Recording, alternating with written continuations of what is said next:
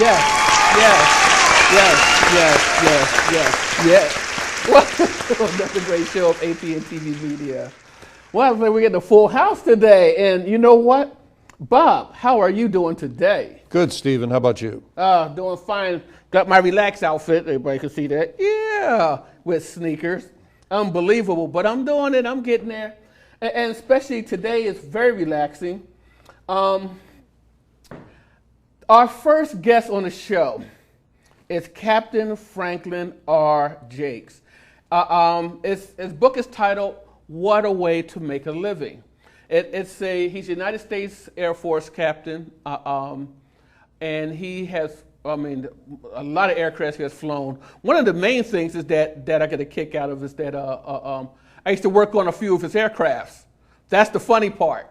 You know, I was the mechanic working on his aircraft. He's one, flying around the world. But anyway, and we also got a veteran here too as well. Right. So that's how we connect because of Germany. But here, amazing. And there's two stories I want to talk to him or ask him about. One is about the affair in Alaska. Okay, it's not a fair. Everybody thinking, oh, romance. No. We're talking. It's a romance for the aircraft, but actually, the things he did while he was there in Alaska.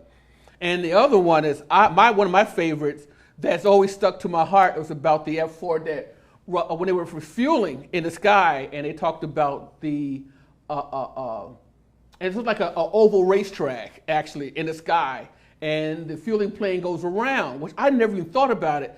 But when they was turning around, the F-4 had barrel rolled. I'm going to say barrel rolled over around while turning. The fueling aircraft turning, he rolled around and got connected. It was just awesome.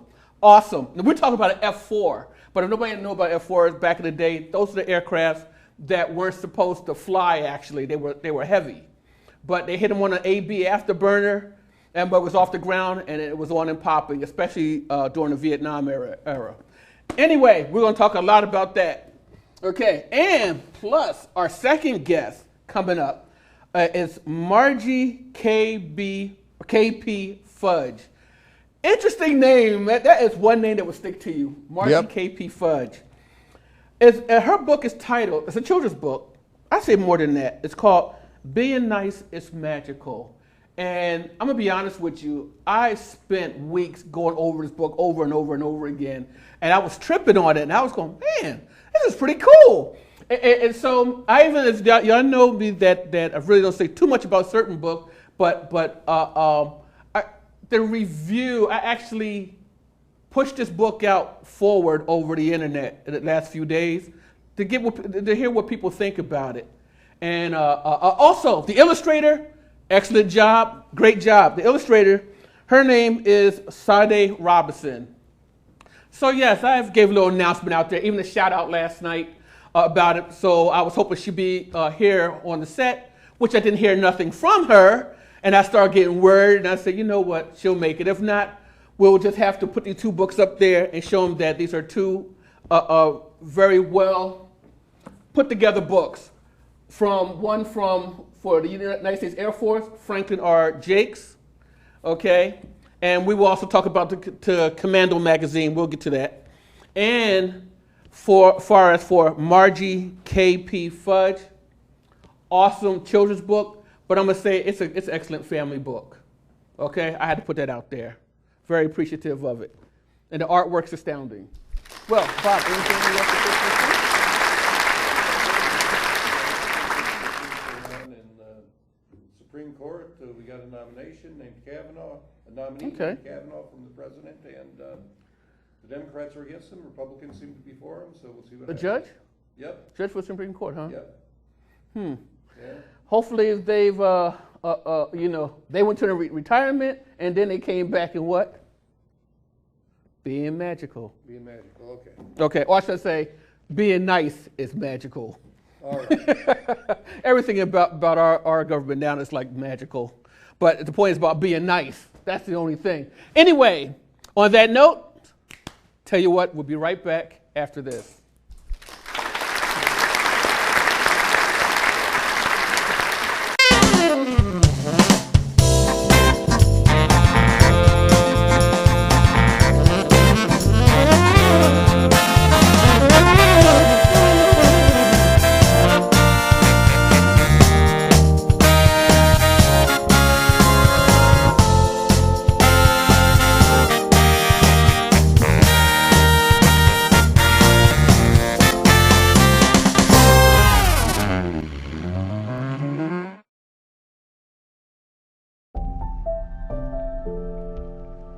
My name is Mindy Doherty, and I grew up primarily on the East Coast in Florida and New Jersey area. And then on the summers, I would go visit my dad.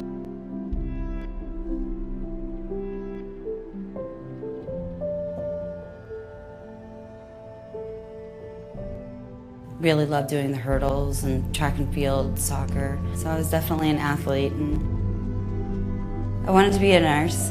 I wanted to join because it's the best training you can get if you were in trauma. And I wanted to get sent to Iraq. I got sent to Bosnia, Croatia, Hungary, and lived in Germany for a while. And so 3 days after high school, I went to Fort Leonard Wood, and that was basic training. And then we went to Fort Sam Houston, which was my EMT training. And I was stationed in Germany, Ellisheim, close to Bad Windsheim.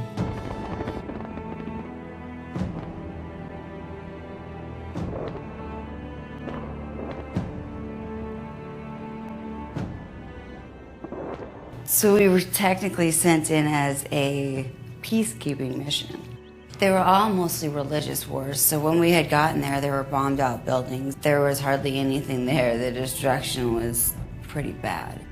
I know that I did the best that I could when I was there. I know that there were people that were starving on the other side and people jumping over to try to secure food. I think sometimes there's a huge need for that silence to go on so that we can realize where we're at in our lives and realize the things that are happening. We have two choices. We can be quiet about it or we can do something about it.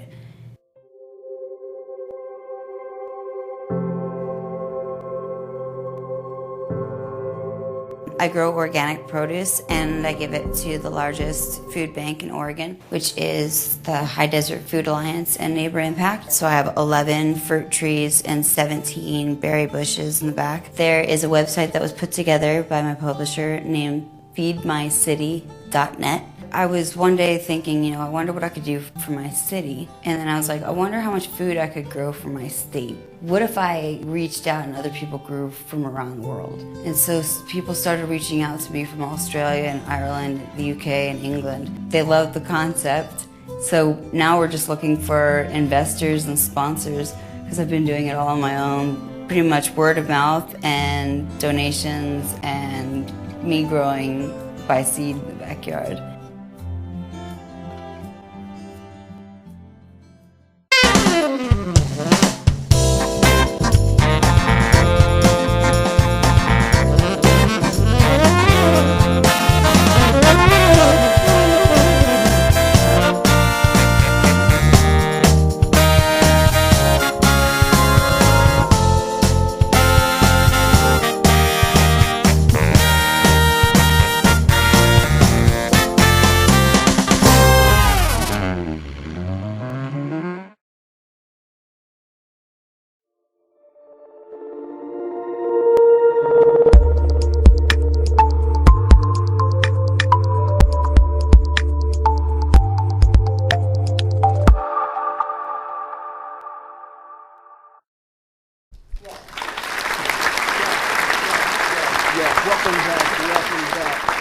Matter of fact, we have Captain Franklin R. Jakes. Jakes, right. Yes, glad to have you. Glad to have you.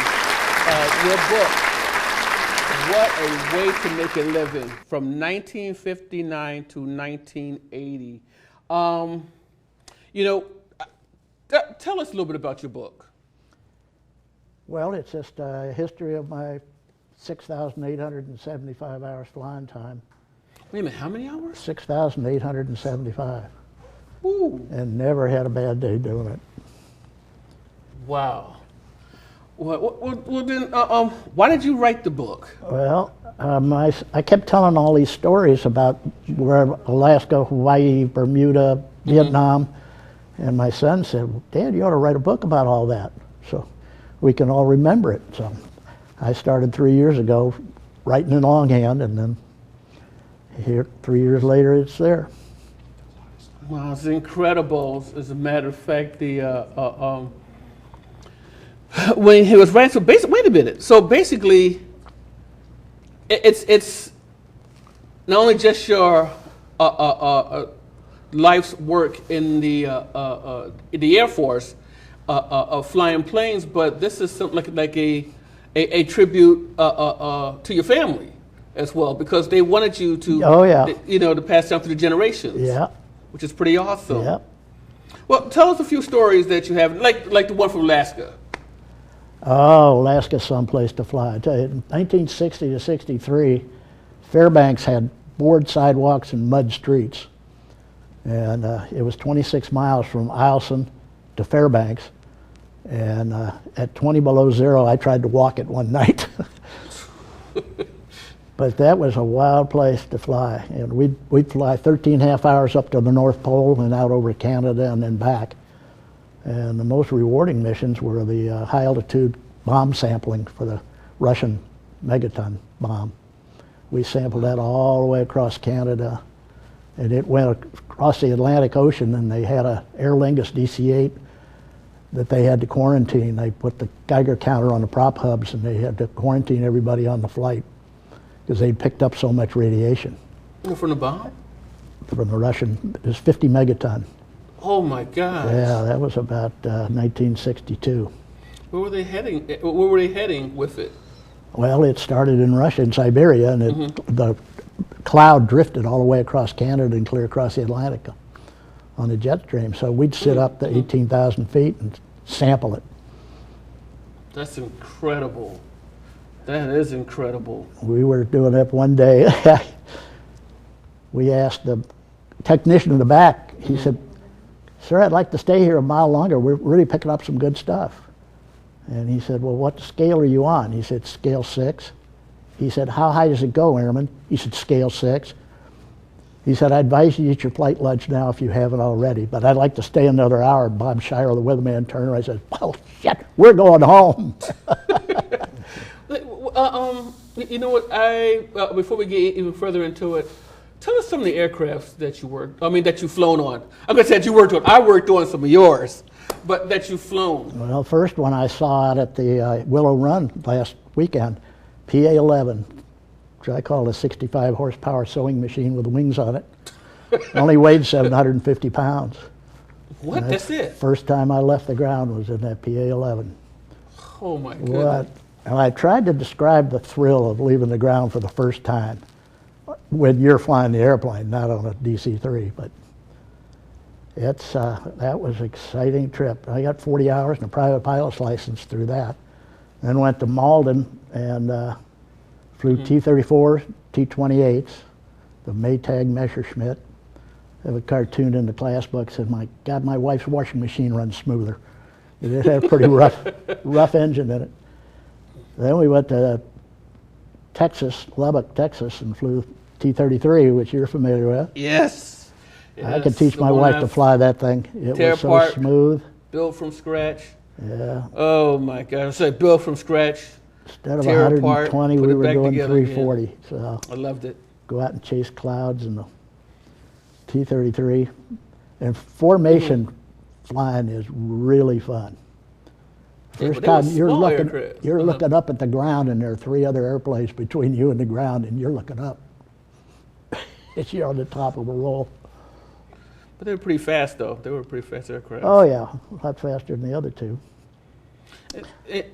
Well, let's jump up to the towards the. Wait a minute. I got 1,400 hours in a WB-50, and my instructor, I said, "What is a B-50?" He said, "I don't know, but I advise you to take it." Turned out it was a WB at Sacramento, McClellan Air Force Base, weather recon, and we flew all over the world. So you've flown a weather recon aircraft as well. Yep. B-50, just a bigger version of the B-29. Wow. Had bigger engines and a bigger tail. Wow. Wow.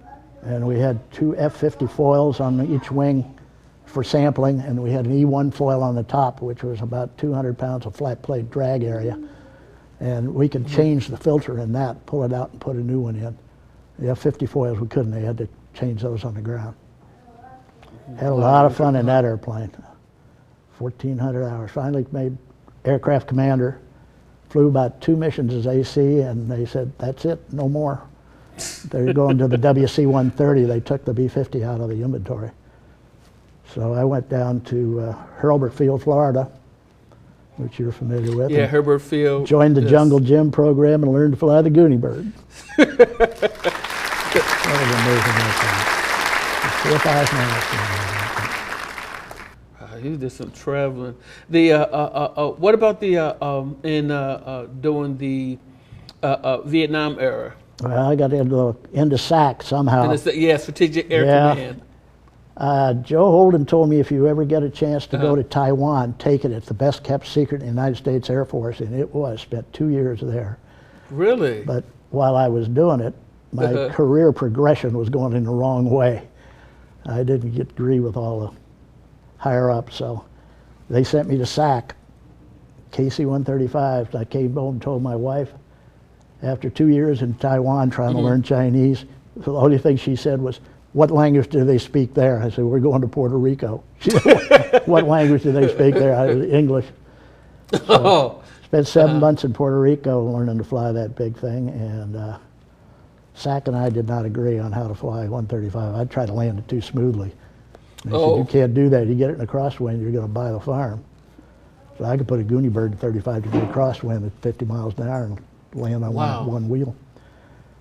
So went there, then went to Wichita, and finally got out of SAC after 2 years of refueling. Was really fun because I went to Utapao. We were refueling the fighters going north on Linebacker 2. We were, in fact, one of the missions, it might have been Robin Olds and Chappie James out of Ubon, because they did that strike up in North Vietnam where they shot down 17 MiGs and didn't lose an airplane. Wow, Yeah, incredible. I had to do a little research on that one. I finally found an article about Chappie, who I had met at Scott Air Force Base my last 2 years. I was doing the Poppy campaign. I said, "You know, Chappie's 6'4" and weighs about 270 pounds. And he had 3 stars at that time. He's Vice Comac. Wow. And he had a white captain aide. And I said, "General, would you care to contribute to the be up to?" He turned around to that white captain. He said, "Give that man some money, boy." I had to go out in the parking lot. I was laughing so hard. But I think he gave me $5 or something. $5? Yeah. Oh, Chappie was a pistol, I tell you. Oh, you had a lot of fun. Oh, yeah. A lot of fun. I got to go to Germany. I did fly because I had to resign my commission and come back in enlisted. So I said, "Which squadron flies the airplanes?" They said, C9's at the 11th Squadron, medevac. Wow. So I spent 4 years with them. During my time, I was up there with the F-15 Eagles from Eglin Air Force Base. And Bob, you were up there too as well. Yeah. I was in Germany, but I was not in the area he was in. No, And the medevac, now did you actually end up evacuating people out of different areas? Well, they ran out of Scott Air Force Base. They ran to the East Coast, the West Coast. They had one south. They numbered them differently according to the. So I was doing all their scheduling and their computer input. Oh. I started the MAC ARM system, Military Aircrew Resource Management System. And the first time we took all their printed schedules away from them, a scheduler's desk. They came in and said, "Where were all our schedules?" I said, "In the drawer here. You're going to use this now." We had printouts that had all the missions scheduled, all the crew members on it. Right. They had to learn to do that. That took them a while. Well, that would take a while. Yeah. Yeah.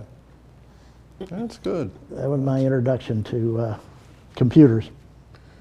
That was a ground floor. You know, had the IBM punch cards even.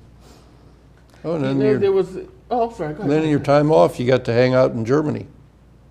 Yeah, I went there after Scott, worked with the Air Liaison Office. One of my bosses, Tony Gurman, he had flown F-105s in Vietnam out of Karat or Tak Ly. And I told him the story about saving that F-105 that was on fire and dropped him off and dead sticked it into Karat. And he signed me up for a life membership in the Red River Valley Fighter Pilots Association. I'm trying to remember, was it F-105 or F-106? Which one had the ball, like the dome on the front? That was, that was 106. That was the 106, that's one I used to work on too as well. That was a targeting pod. Yeah, yes, air to air, yeah. I couldn't believe after all that we had to turn around and, that was during the time of NAFAC, New Jersey, 177th Cam Fighter Squadron. Oh yes, oh yes. We ran together through all this. That 105 was quite an airplane, but It could go fast, but they loaded it up with 750-pound bombs, and it had the glide ratio of a brick. But I managed to drag this guy back. With a huge parachute in the back, which is insane. Yeah. Oh my gosh, we just lay it across the table. Couldn't And I was stop an electrician there before I became a mechanic, but my gosh, once you deploy them chutes, and then we're manually have to fold them over and checks and everything, you know, that's one of the things about that. It's scary because some of the planes losing one strap. Matter of fact, you know what? You have you have a what is it? 100 out of 100 record, a straight record. You had no problems with none of the aircraft, or did you ever have a problem with any of the aircrafts? Because you've flown in. Really. Not really. Not even during the A-bomb tests in Christmas Island. That was fun. That's incredible. Yeah. That's totally incredible. Took flash blindness protection for SAC. They had the metal curtain and they had the eye patch and all that stuff if you ever witness an A-bomb. I said, has anybody ever seen an A-bomb? Well, no, have you? I said, yeah, I've seen about 5 of them. Oh, wow. Well, you probably know about it. I said, yep. You don't want to look at that thing. And you don't want to be flying with the autopilot on altitude hold, because that shock wave will go through it and almost tear the wings off the airplane. Really? Yeah, I told Bruce, I said, but not going to do that again. It went boom, boom, bounced us all over the place. We were 25 miles away from ground zero when that shock wave hit us at 10,000 feet. So I knew you had some other adventures. Oh, yeah. I knew it.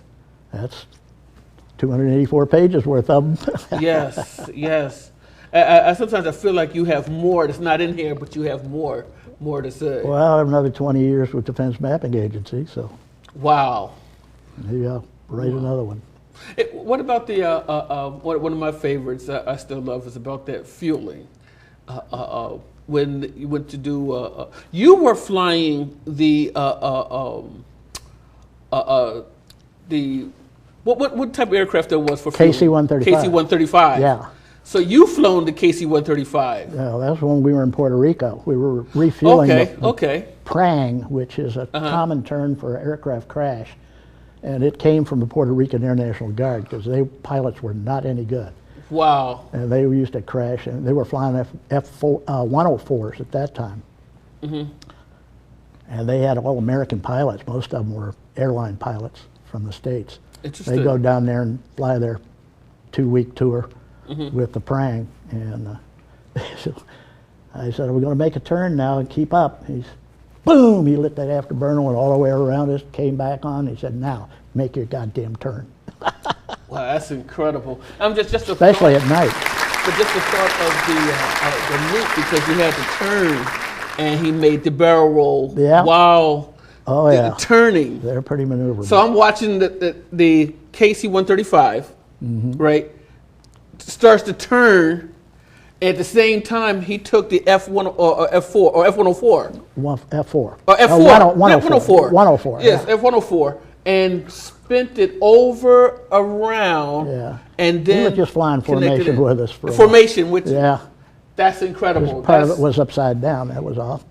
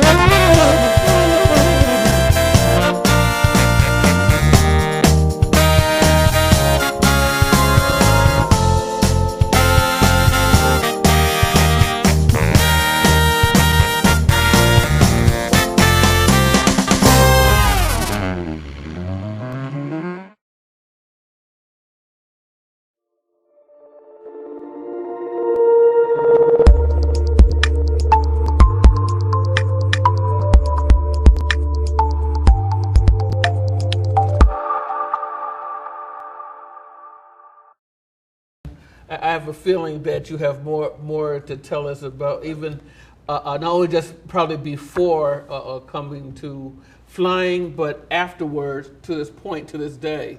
Because that's a lot of memories, Oh, yeah. but also it treasures something with the rest of the family that endured the time that you spent flying around, and Oh, yeah. help guard the skies.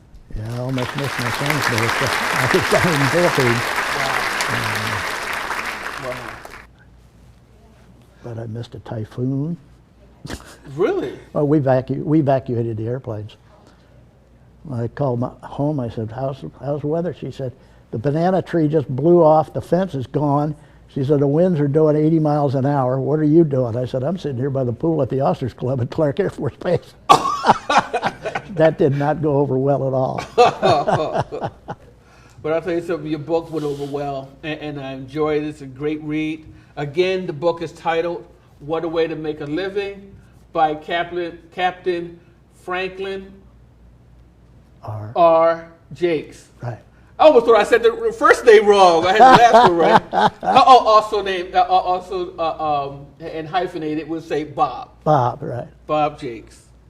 Again, a pleasure. Okay, thank you. You're welcome. And everybody else, I'll tell you what. After this, our next guest coming up will be Margie KP Fudge. That is an interesting name. I want to know Especially who for a came children's up with that. book. Yes, for a children's book. The children's book title is Being Nice is Magical. So we'll see you after this. All righty.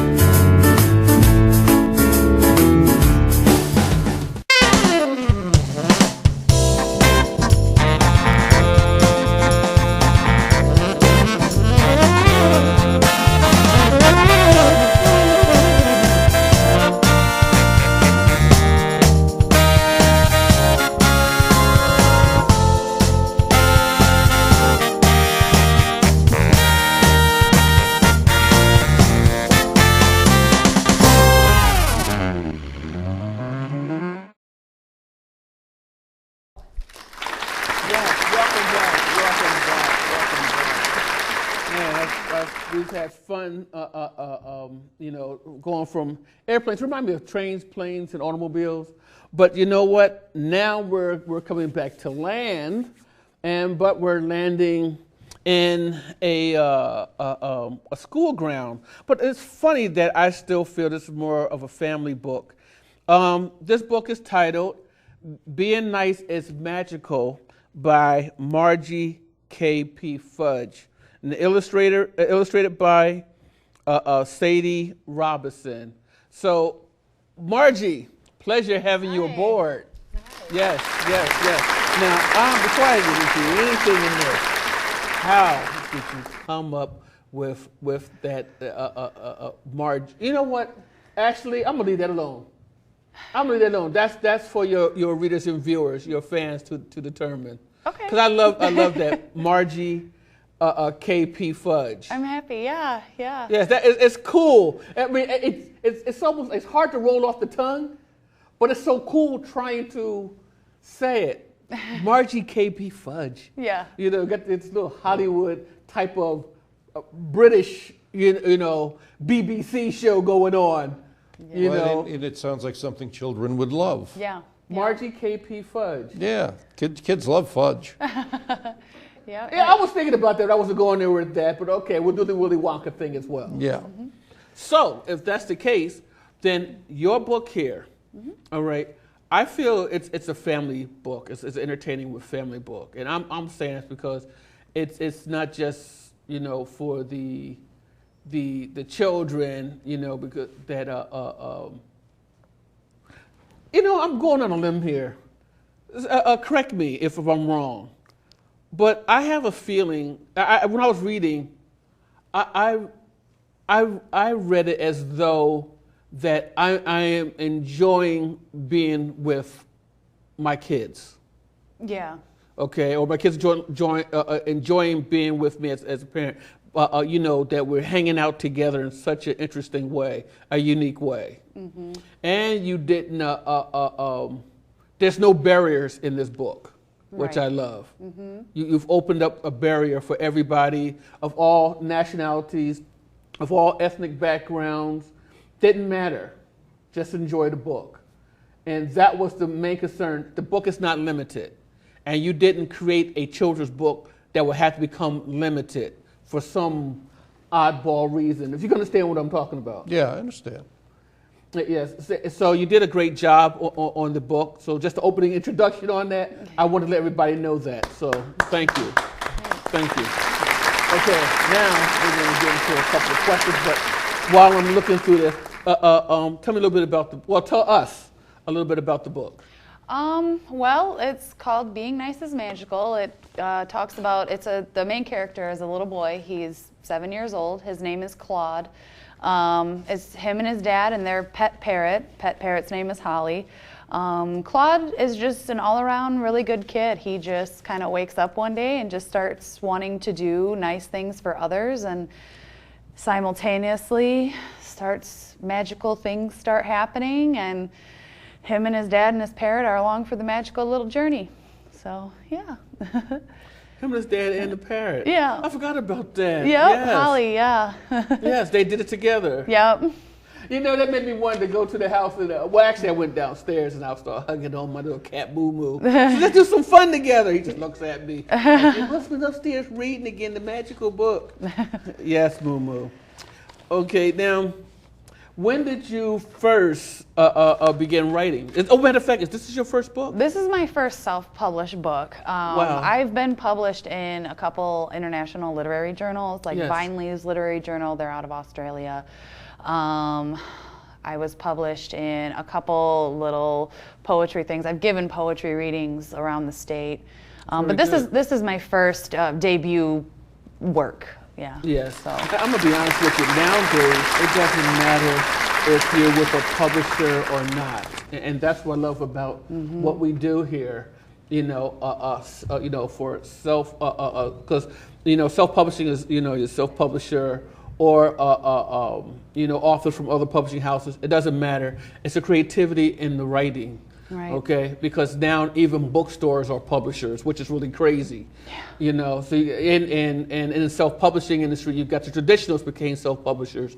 So the whole thing it all boils down back to the author and the gift, the talent that they have to be creative, to bring it out to their audience. Mm-hmm. Okay, and that's what you did. So, no, you're cool with that. You're all good. All right. That's why I said I love the work, because it didn't matter what type of which way that the book was put together. It's how it's presented. Okay, and your presentation of this was strong. Yeah, I'm happy. Very strong. Yeah. Very strong. We put so much into that. It was, yeah. So the title, how did you come up with that title, Being Nice is Magical? Honestly, I think it's just straight to the point. I kind of mulled over different titles for a really long time. This book took about 3 years in total to put together, just from, idea conception to what it is laying on this table right now, Yes. And I just felt that it was straight to the point. I mean, it captures everything that takes place in the book, and it's a very moral-driven story, and I think that title, supports what's in it. At some parts, and again, I know I'm stepping away from certain things, is that, and I don't want to throw you under the bus, is that some of it feels a little more realistic, even though the parrot's in there. You know, the magic's in your heart. It's how you care about one another. I believe it's how you care about one another. But it also has a moral to the story, a moral to it. Yeah. Can you kind of expound that to us? Well, I mean, I definitely wanted it to be, you know, more realistic. I mean, yeah, like being nice is magical, you know, but I mean, we can write about fairies and wizards and all that every day, but, you know, kind of like what you were saying, it's like, you know, goodness, nice comes out of your heart, and that is magical. And then for little Claude, it kind of manifested into him turning into a little wizard. So, and I think that that's a good way for children to be able to kind of put the two concepts together as well. So very good. Yeah. Very good. Yeah, I forgot about well, I know about him turning into a wizard, but I forgot about the parrot. That's what the funny part was. Oh, yeah. And I thought about when you said that, and I'm going, man, that's right. I did run downstairs and mess with my little cat, Moo Moo. And he just looked at me like I was crazy. Yes, but here, let me throw something at you here.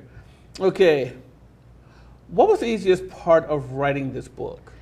The easiest part was Yes. undoubtedly getting the initial idea for it. I feel like a lot of people struggle with writer's block. Luckily for me, when I think I was probably about 4 or 5 weeks pregnant with my son,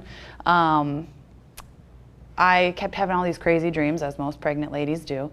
And I had this dream one night about like a wizard, and he had a bird and doing all this nice stuff. And I'm just like, this could really be something here. And I had been, like I said, I mean, I've been writing forever. So to have an idea just presented to me like that in a dream, I was just like, you know, I'm going to go ahead and do something like that. So, yeah, I mean, I lucked out with that part, yeah. But do you plan on writing any more children's books? Oh, absolutely. We already have the second manuscript in the works. Oh, yeah. Okay, excellent, Yeah. excellent. The other is, you know what, how about this? What is the hardest part of writing it?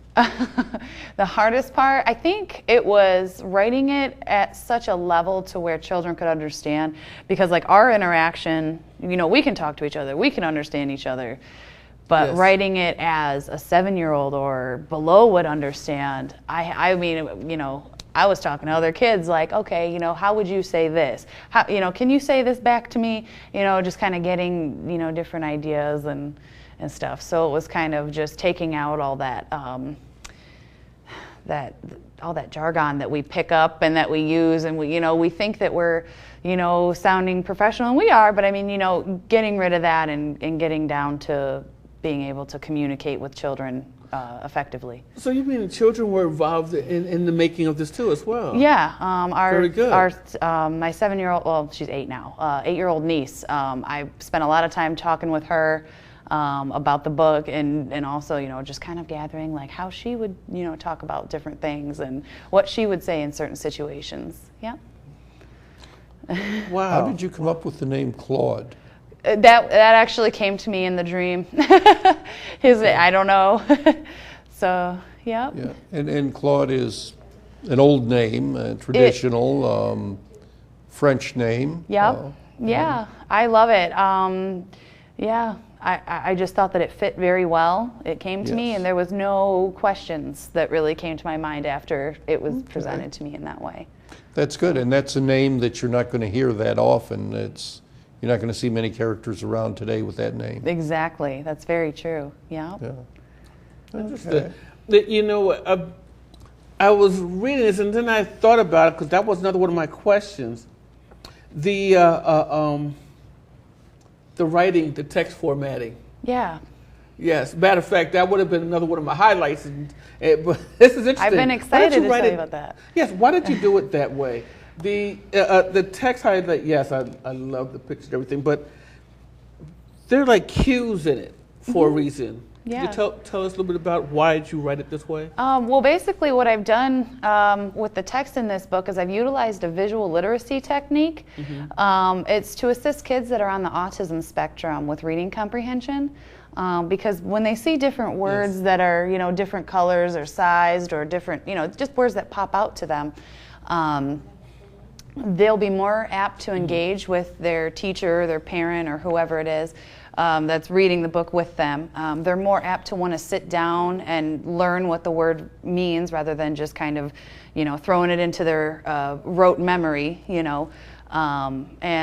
I am currently in school studying clinical psychology, so I do have quite an extensive background learning about these different types of things. So I thought, and that was the thing that when I took my child psychology courses, I was like, man, like there's got to be more to help these kids, because it just feels like that diagnosis is getting more and more, it's being more, it's put out there more.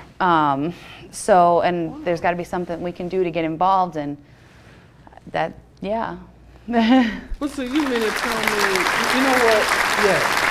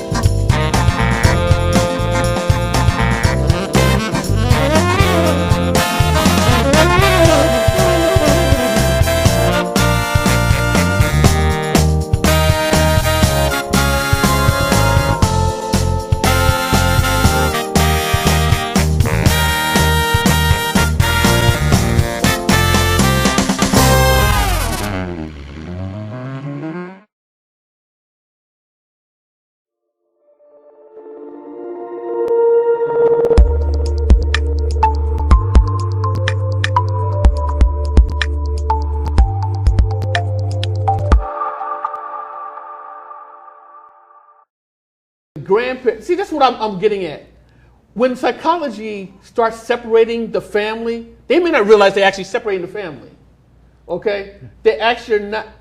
In other words, you can get a parent and a grandchild to bond. Has everybody realized that? But you can't get the parent and the parent of that child to bond.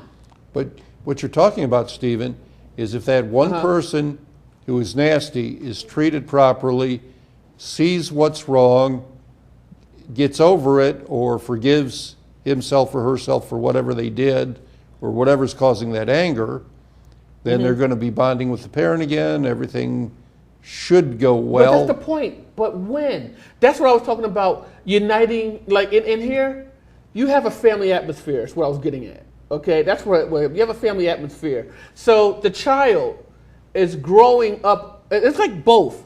That although we are adults, we're still children at heart. Somewhere inside us, we're still kids. So when we bond with our child, we grow up like that video they had this dancing thing with the fathers. We're dancing with the babies in their arms. They were doing all these crazy dances, and then they allowed the mothers come in and stand in front. Y'all probably seen it on Facebook or something. They were all dancing together. To me, I like that type of bond because that's the type of era.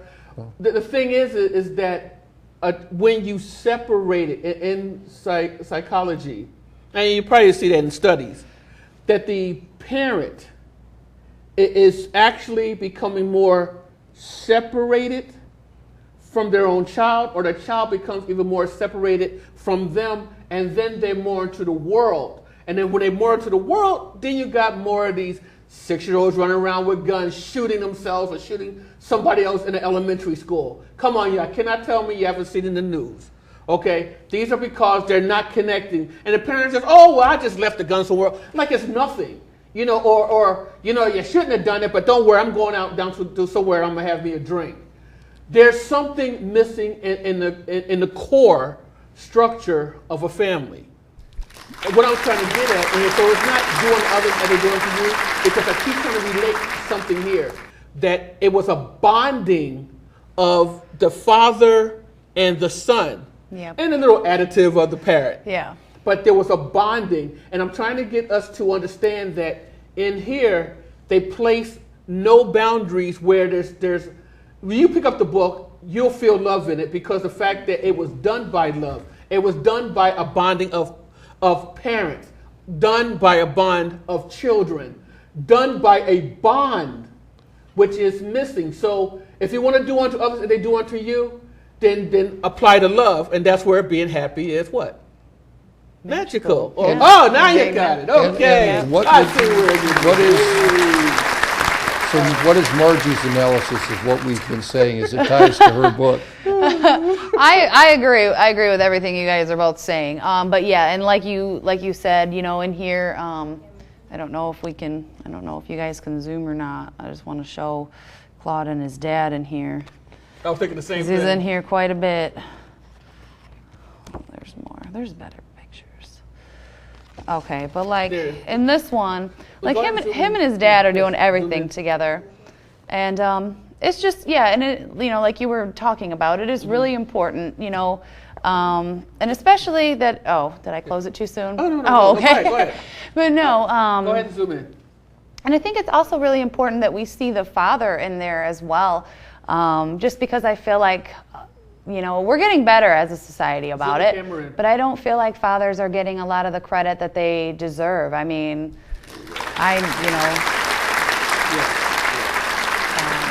my partner and how he is with our son, I mean, you know, I've never had the opportunity to see really that in my life, and so I just think it's a nice example, you know, of it sets the bar, you know, higher, and it definitely promotes a family atmosphere, like you were saying. But as for my analysis, I see both sides. I agree. We do need to include the whole family. We do. Yeah, there needs to be that rebonding, and yeah, definitely, very much so.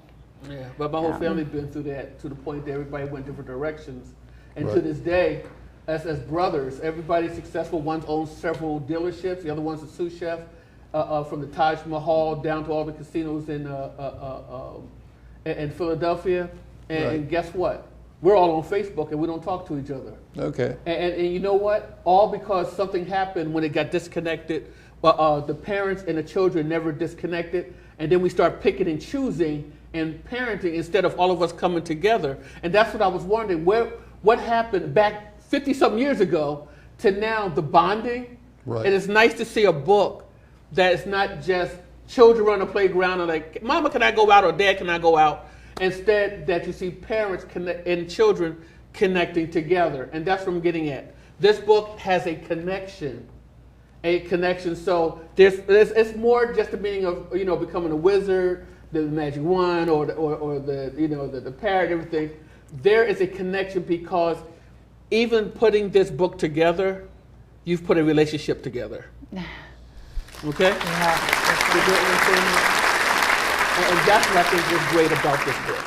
And that's why, you know, I said, man, I like this. This is cool. It's about time we have something again back out there where everybody can, you know, I mean, when we read, heck, why not the kid read to the parent? You're right. Because it's going half and half, Right. you know, to make a whole family. So everybody gets to feel it with one another. Yeah. Okay? And here, the funny is, you're the mother, right? Yeah. So you're the mother who has a fatherless son in the book. Yeah. Isn't that kind of interesting? That is So good. it's a bond. That's what I say. That's unique. Very unique. And your studying about psychology is going to go further that way because it shows in your heart you care. That is why I loved about the being nice is magical, but it is from your heart. Yeah. All right? I love, as a matter of fact, I definitely, you have anything to say? Go ahead. I'm sorry. Oh no, you're okay. You lead the way. I'm here. Hey, I love your work. Thank you. And- I'm and so appreciate glad. it. Yeah, I've put my heart and soul into it, and like I said, I really wanted to be as impactful as possible with the book, and Yes. you know, with the need for diverse books, which we already discussed. You know, there's. You know, it profiles a black father and son, which I feel like the world needs a lot more of to see, especially right Yes. now. You know, and then you have, aside from race, you have the father and son relationship. Then on top of that, you have the visual literacy techniques. I mean, I wanted this book to be as the best as it very well could be, and it is. And so I appreciate you saying that. Yeah. Thank you. You did Yeah. great. Hey, watch this. You know, say hi, Mom. Give a shout out. Say hi, Mom. See? Even Mom's in here. That is what I'm talking about. That is what I'm talking about. Look, you got me excited. And thanks to Mom, too. That's encouraging. I'm glad to see you here. Glad to see you here. I definitely want to see another book come out from you. Yes. Besides, you're a poet as well. Yeah. So yes, we want to see more of you come on the show again. Of course. Matter of fact, you'd like to come back? Yeah, absolutly. I threw her out here like that, huh? Yeah, no, yeah, absolutely. I loved it, yeah. Yes, thank you. Okay, you're very welcome. And everybody, No, it was a great book and an excellent interview. and everybody, Margie KP Fudge, we're for a book titled Being Nice is Magical, and we'll be looking for this. Okay, here we go. Looking for this in the near future, because you know I'm actually giving it a high appraisal as myself as well, even on the book. Or you know, we let the audience reviewers, you know, you take your pick and look at it. But when there's something that touches the heart, I like being a part of it. So you know what? Thank you for coming on the show. And you know what, everybody? Have a good night. Stay blessed. See you next week.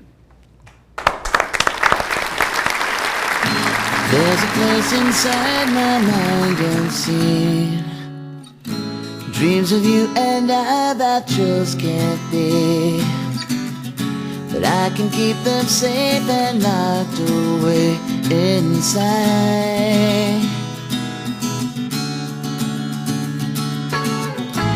In a perfect world where I control it, give me your heart there and I would hold it. But I know that just can't be reality. But please, don't you wake my daydream, 'cause it's so real it seems. Maybe someday I'll get my head from the clouds, but for now I'll just daydream.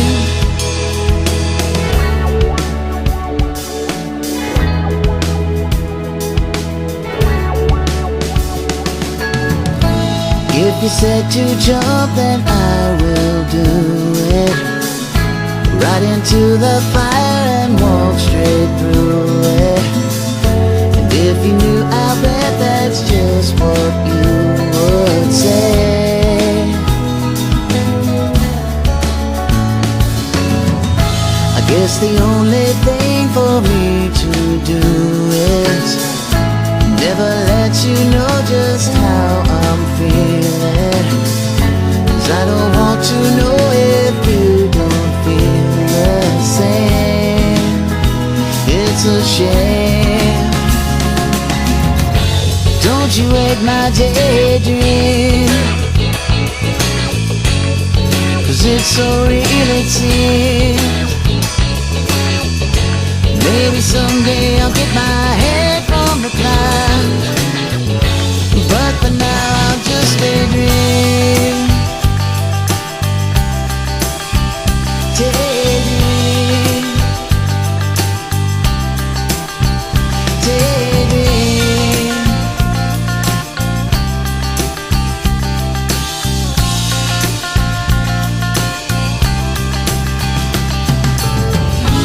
There's a place inside my mind unseen, dreams of you and I that just can't be, but I can keep them safe and locked away inside,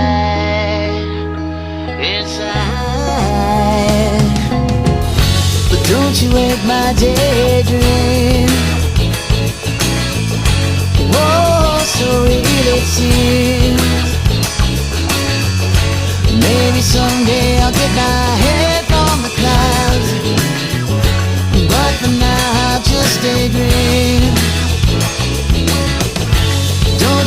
my daydream.